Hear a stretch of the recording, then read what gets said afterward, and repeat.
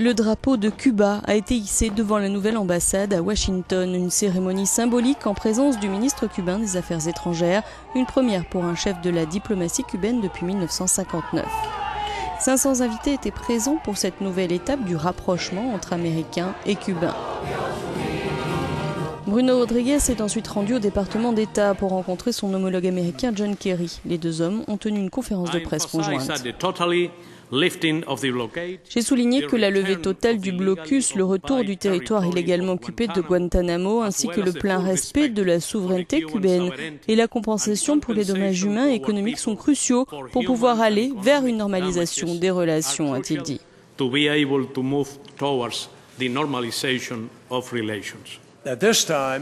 À ce jour, il n'y a aucune discussion ou intention de notre part de modifier le traité de bail de la base navale de Guantanamo, a répliqué John Kerry.